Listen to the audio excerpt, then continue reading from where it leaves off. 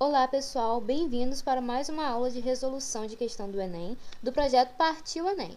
Meu nome é Carolina Mendes e vamos resolver uma questão de biologia.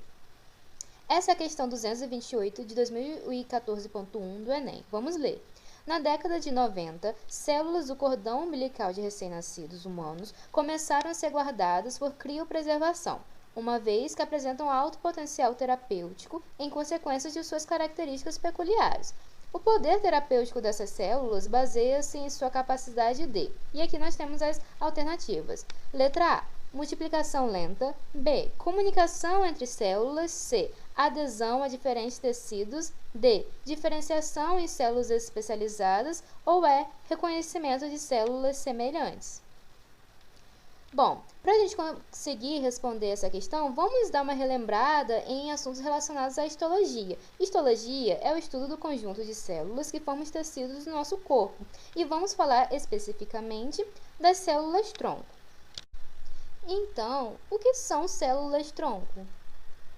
Bom, as células-tronco são células indiferenciadas. Elas têm capacidade de divisão contínua, ou seja, mantém uma capacidade mitótica muito intensa. Lembrando que mitose é o principal tipo de divisão celular, que uma célula vira duas. E tem também a capacidade de diferenciação. Por serem indiferenciadas, elas podem ser transformadas em outros tipos celulares, quando ocorre a especialização.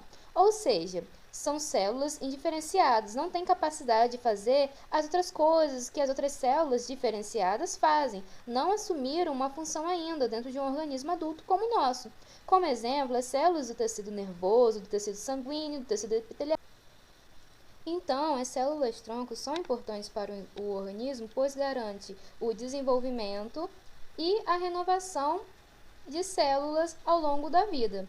Além desse importante papel, essas células podem ser usadas no tratamento de uma série de doenças graves. Entretanto, em muitos locais, as pesquisas não são permitidas. Então, células-tronco se diferenciam em diferentes células e tecidos do corpo humano, como nessas representações aqui nas imagens, como célula do intestino, do fígado, célula cardíaca, nervosa, célula sanguínea, célula muscular. E com isso, essas células ainda indiferenciadas, que são as células-troncos, podem ser usadas através de técnicas laboratoriais para se diferenciarem em células e tecidos desejados.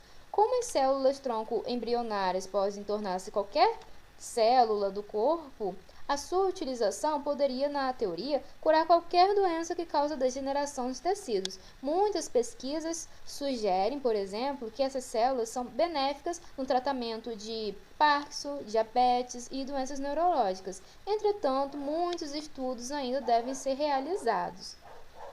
Bom, existem três tipos de células-tronco: células embrionárias, células não embrionárias e pluripotentes induzidas. As células tronco embrionárias são aquelas encontradas no embrião, logo após a fecundação e no início da divisão celular. Encontram-se células chamadas de totipotentes, que se destacam por sua capacidade de se transformar em qualquer tipo de célula adulta. E quando o embrião se fixa no útero, encontram células pluripotentes, que apresentam a capacidade de gerar tipos diferentes celulares, mas são incapazes de gerar um indivíduo completo, como as totipotentes. Também temos as células não embrionárias, que são as células-tronco adultas. Elas são encontradas em diversas partes do corpo, destacando-se na medula óssea e no cordão umbilical. Essas células, assim como as embrionárias, podem dar origem a diferentes tipos celulares, mas são menos versáteis. Seu papel principal é renovar as estruturas do corpo humano. E elas são chamadas de multipotentes por serem menos versáteis que as células tronco embrionárias. E também temos as células pluripotentes induzidas. Essas células-troncos, diferentemente das demais, são produzidas em laboratório. Nesse processo, as células são formadas por intermédio da inserção de um vírus que vai modificar o DNA e vai reprogramar a célula para que ela volte ao estágio de célula-tronco embrionária. Para isso, geralmente são utilizadas células da pele. Algumas pesquisas de células-tronco e suas aplicações para tratar determinadas doenças ainda se encontram em estágio inicial, como em qualquer tratamento médico, é preciso assegurar métodos rigorosos de pesquisas e testes para garantir segurança e eficácia a longo prazo. Além disso, é preciso desenvolver um sistema que entregue às células a parte exata do corpo e as estimule a se integrar e a funcionar como células naturais do corpo humano. E também tem a questão ética ao fazer pesquisa com as células embrionárias, que em alguns lugares do mundo essa técnica é proibida, pois não concordam com o uso de embriões para essa pesquisa, gerando muitos debates pelo mundo. Mas as células tronco adultas, as não embrionárias, que não são motivo de debate, já estão sendo utilizados no processo de renovação dos órgãos, e um exemplo de utilização desse tipo de célula é no tratamento de linfomas e leucemias.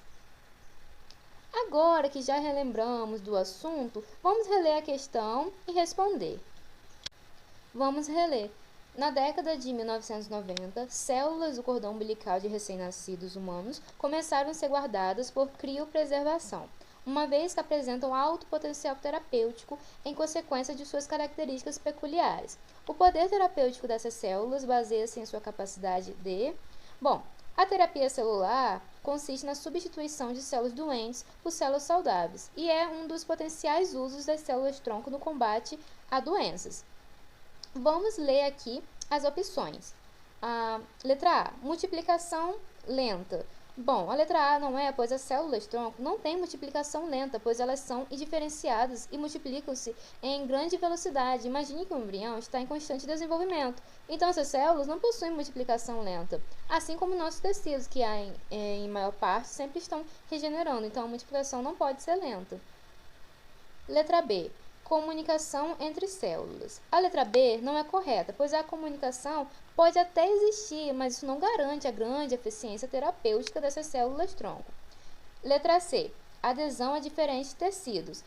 A letra C não é correta, pois as células-tronco conseguem se transformar em outros tipos de células, né?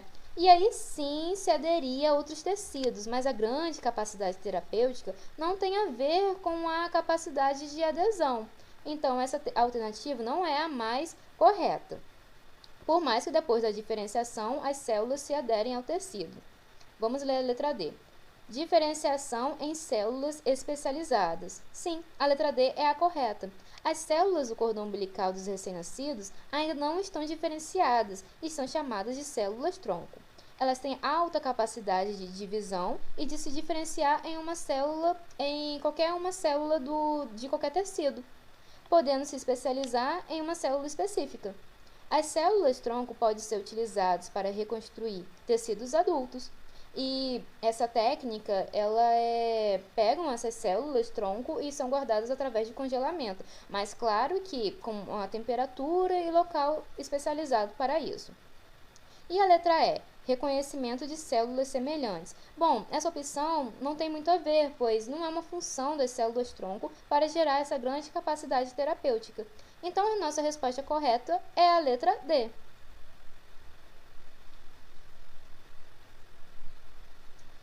Então, pessoal, obrigada pela atenção. Qualquer dúvida, deixe nos comentários que irei responder o mais breve possível. O link com a apostila das questões do Enem estarão na descrição do vídeo. Até mais! Tchau!